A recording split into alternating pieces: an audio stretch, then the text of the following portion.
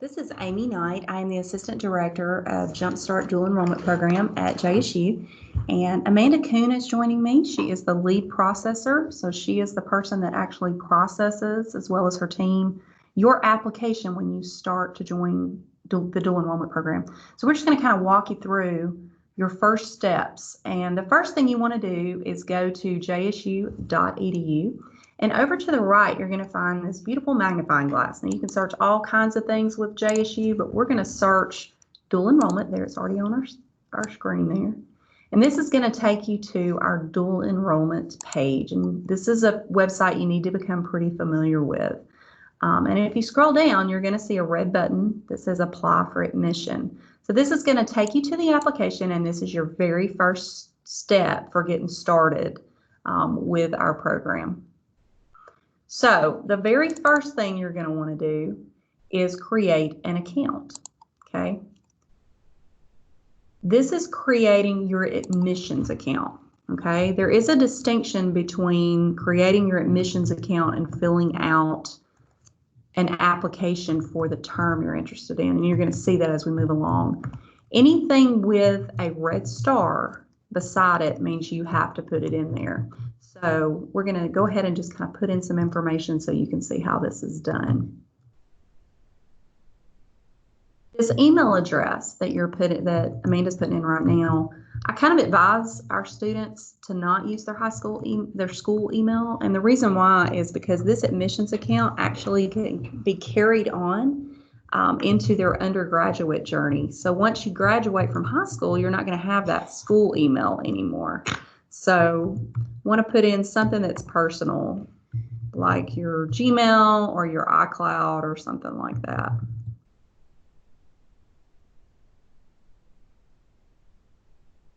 Can you talk to them a little bit about why this particular section is important when they're putting in their birth date? Yes, when you are putting in your birth date, that is used for a lot of different codes here at JSU. It is part of how you will sign into your accounts the first time you get access to them. So it's very important that this birth date is correct, or it will cause you issues down the road. So we want to make sure we get that in there correct.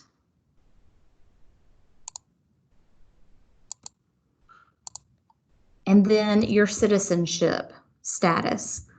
If you're not familiar with what your citizenship status should be, I would suggest talking to a parent or guardian.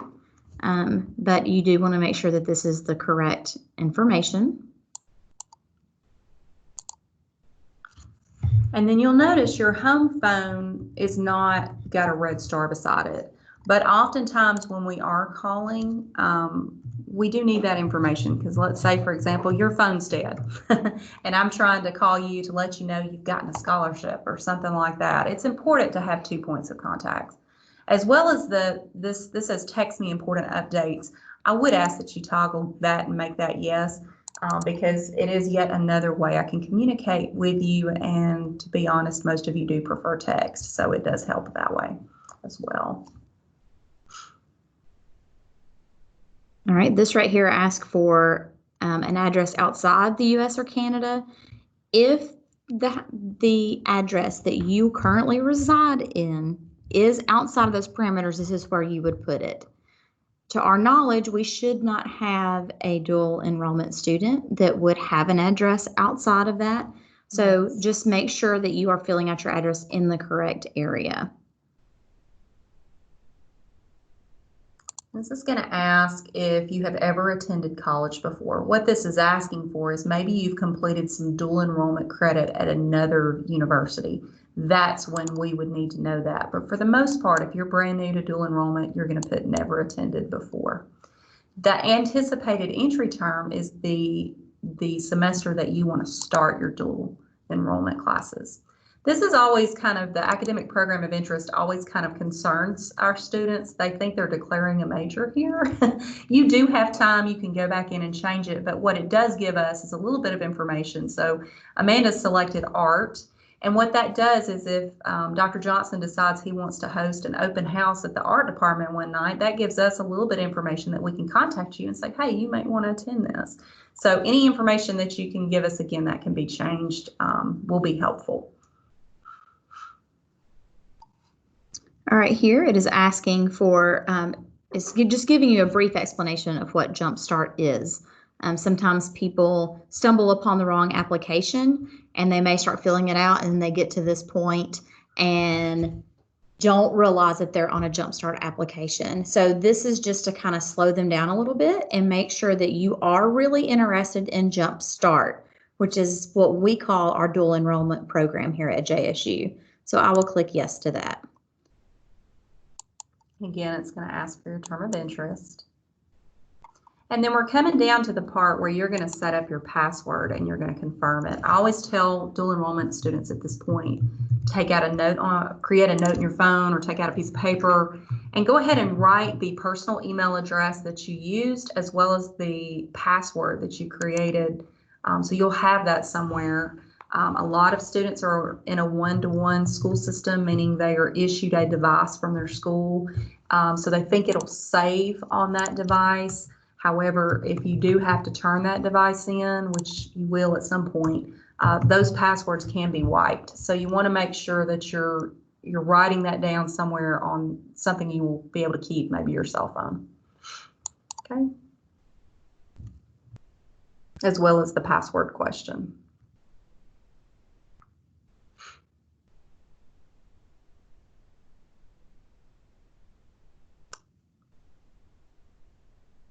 Okay, so we have now created our admissions account.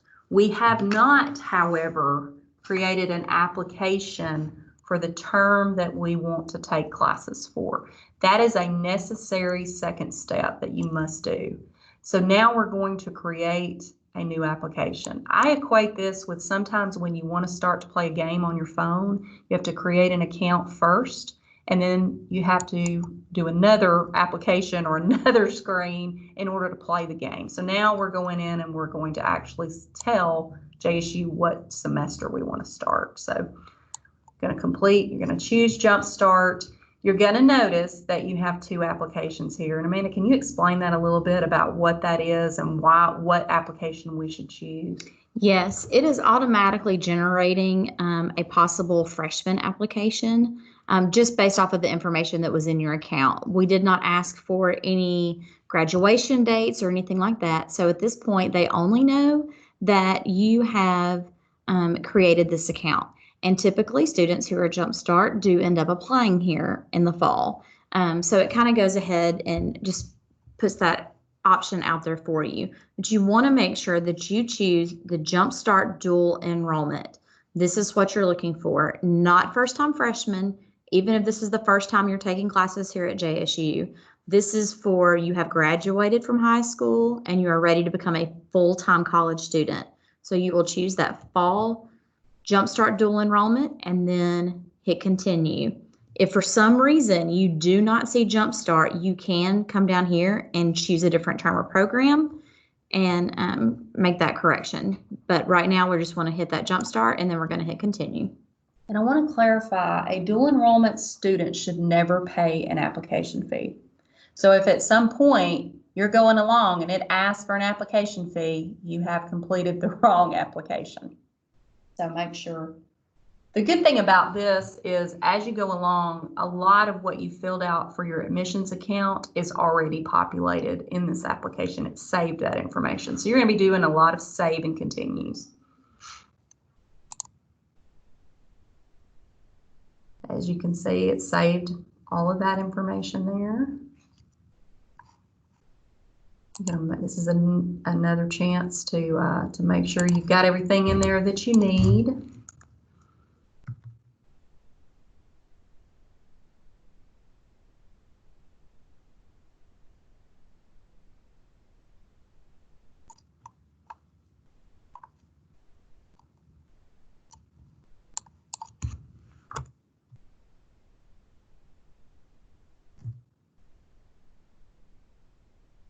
Again, it's going to ask you if I am allowed to text you about any updates. Please select yes so I can do so.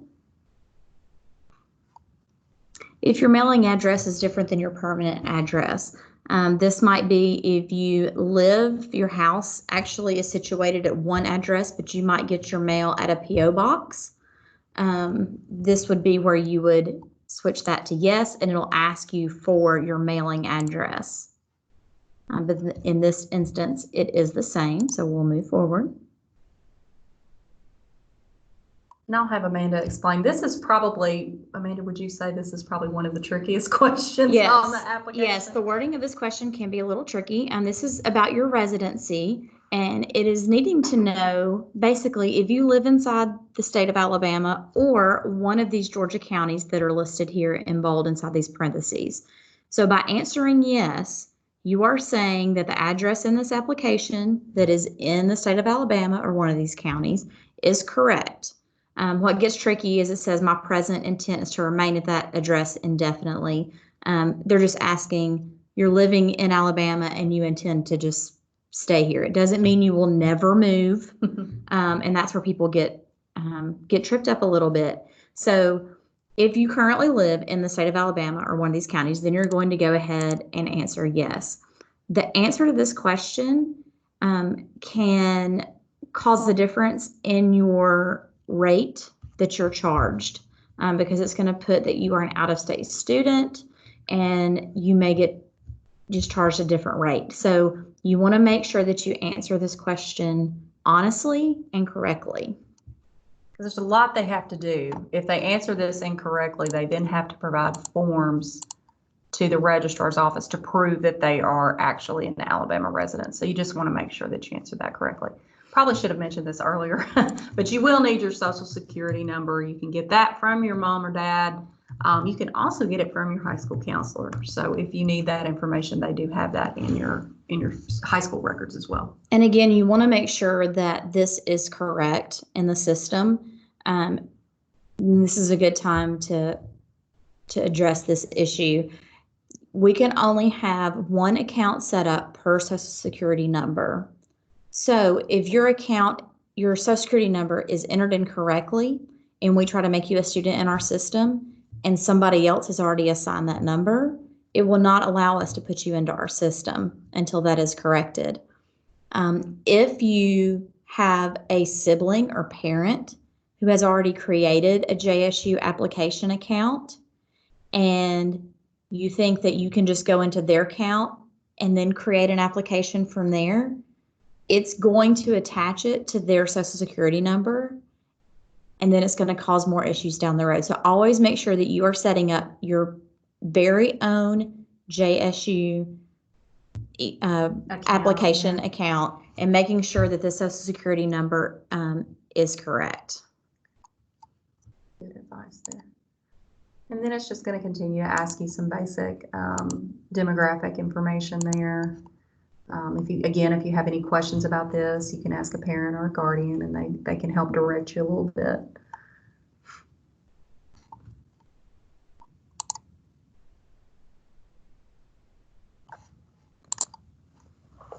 So it's going to ask you if you have a parent or a step-parent currently employed by JSU. We do not need to know if they are part-time. We need to know if your parent is full-time at JSU, working at JSU.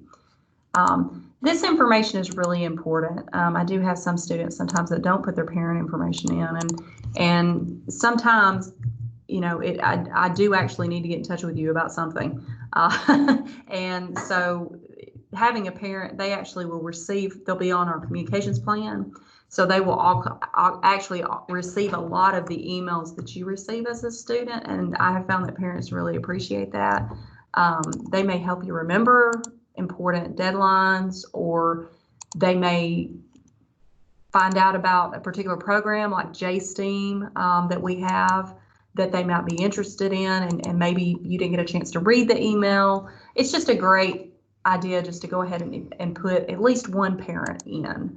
And you'll see that this gives you the option to actually put two parents in, or another person that is helping you with your college journey. You can put two people in, or you can put one person in. If your mom and dad want information, it's probably a good idea to put both of them. Now this screen for high school sometimes can get a little bit tricky when you're running a search. So I'm going to let Amanda explain what the best practice is to find your high school in the system. All right, as you can imagine, we have a lot of high school names that are stored inside our system. So you should be able to find your high school, especially if you are in a major public school system. It should be already set up inside our system. I have found that sometimes less information is better to use. One, you're less likely to make errors in the entering of the information when you're using less information. But sometimes you may not know the difference in maybe a school name. Maybe it used to be under a different name, or we have the full name, such as like Brewer High School or Albert Brewer High School.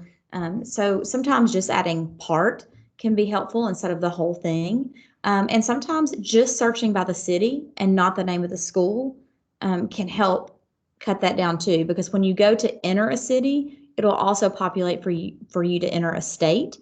And then that's going to narrow it down a lot more for you than having to search through hundreds of schools, maybe like Jacksonville. It's a very common name for a school. So we'll go down here and we'll just do Jacksonville, Alabama, and search. And you can see that narrowed it down to 3 schools that are in Jacksonville. So we'll just choose Jacksonville High School for this. So it's really you're kind of trying to be strategic. So you can look it up either by high school or you can look it up by the city. Yes, and you can continue to search until you find it. If you are homeschooled, you're going to want to check this box down here, and you're going to want to put your school name and address, and that would be your covering or umbrella school. If you have to report grades to another institution. Yeah, right. So again, if you don't know that information, you can ask your parent or guardian or whoever is in charge of your homeschooling. And then you're going to enter your graduation. Again, if you are trying to go for fall and you've already graduated high school, you're probably not going to be a Jumpstart student at this point. So this will be another way you would know that you have not gotten to the right application. But we're just going to go ahead and put 22, and it's going to ask us again about that major. We'll just stick with art. Seems pretty interesting. And we'll move forward. All right, so now we have come to basically the final page of your application for the semester. And the consent for academic release is basically based off the Family Educational Rights and Privacy Act of 1974. You're going to notice it's already selected. And let me tell you what the FERPA, you'll hear people say, well, I can't talk about FERPA. So mom, dad, if you're watching this video and you happen to call JSU and you want to get some information about your student, unfortunately, there are other offices at JSU that cannot release that information based off FERPA. So what this allows our office to do is to share numeric grade information with your guidance counselor or your principal. If we don't have that, it can create all kinds of problems in the fact that a dual enrollment student by nature is counted both on your high school transcript and on your college transcript. So we want to be able to give those grades to your guidance counselor so she can put that on your high school transcript. So that is what that is.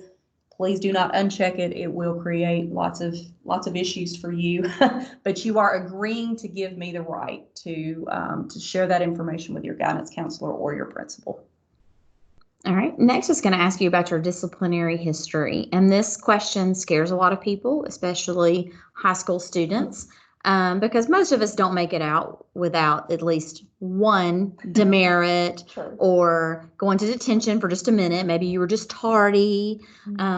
So we kind of get nervous when we see anything asking about if we've ever been in trouble.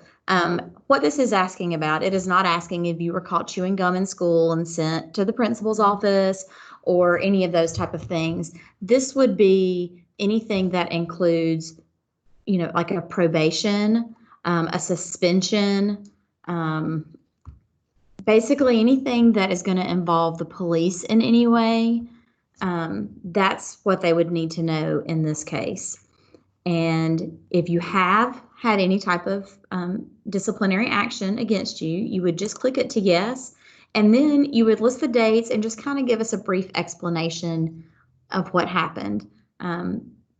This does not mean that you will not be chosen or able to participate in the Jumpstart program, you just may have somebody to reach out to you to make sure that we understand what happened and that you can be supported at your time in the Jumpstart program.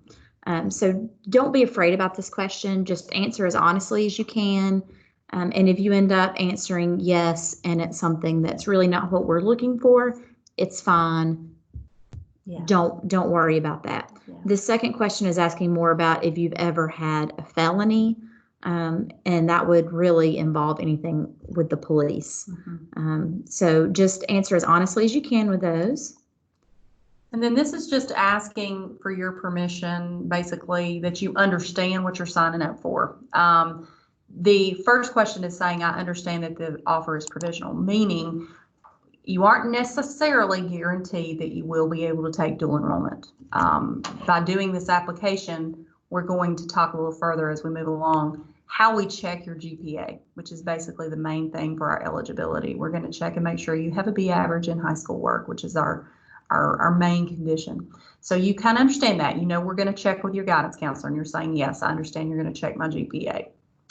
The second portion is talking about Title IX and JSU's Code of Conduct and their agreement there. If you want to look up that information, basically it's just agreeing to JSU rules. But if you want some more thorough information, you can certainly look that up on our website. And then finally, the last question is saying you are telling us the truth, and you confirm that with a yes. And then you're going to you're going to type your name in, which provides an electronic signature that tells us you understand all of these questions. And then you're going to submit the application.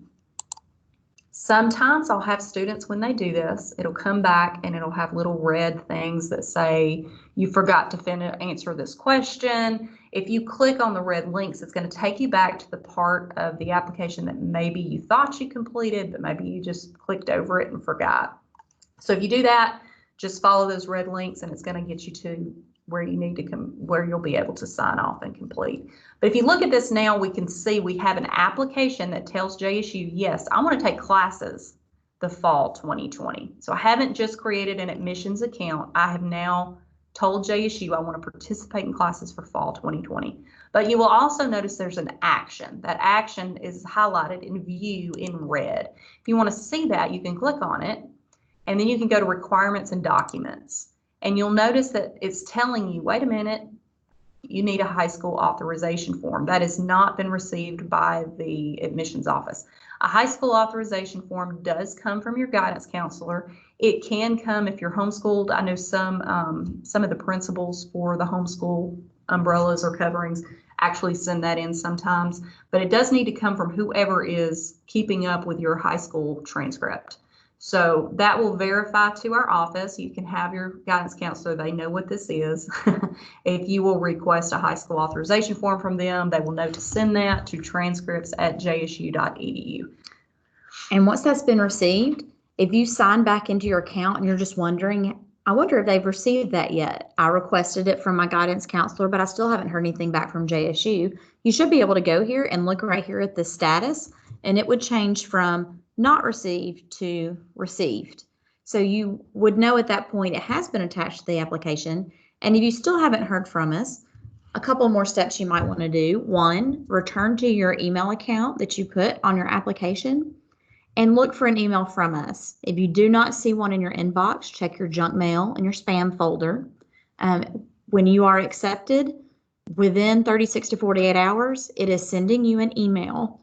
This email is very important. It contains your ID number. It also contains your temporary passwords for your My JSU page, which is where you will do your registration. A lot of things here at JSU are all done from that My JSU page. There's a very important page to learn. And also your JSU email account. This is how you may have a lot of your instructors may get to you this way. A lot of your information is going to come to that JSU email account. So once this is done and you see that we've got that, start looking for that email to come to you with those instructions. And right now our office is doing an early access or conditional acceptance which means when you do this application, you will receive within 36 hours, you will receive that email that contains that information. You will be able to do everything in your MyJSU but register. You cannot register for a class until we do receive that HSAF. So that's a little bit of what we're doing right now. So some of the frequently asked questions that we've had students ask about, one of the things I've had students say, you are in a communications plan. If you've completed an application or an account, you're getting a lot of emails from us. And one of those is our application email. You do not need to reapply. Okay, if you've been taking dual enrollment classes every semester from the time you did your application, you've not skipped a semester, you haven't taken a year off, you do not need to do another application. You are already accepted. The only condition for that is if you do take a semester off or a year off, then we will need to have a new high school authorization form from your guidance counselor to verify your eligibility. That is also true if you are placed on dual enrollment suspension. We will need to re-verify your eligibility.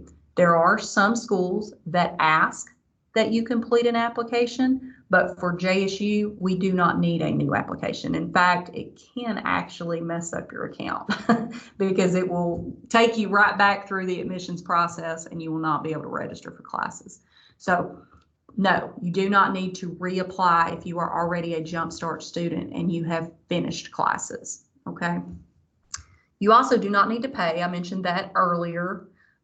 If you are paying for an application fee, then you are in the wrong application. That's a common problem. And then make sure that, you know, we can reset if you go into your admissions account, this screen right here, and you do not remember the email address or the password you use to create your admissions account. That is something admissions can help you with.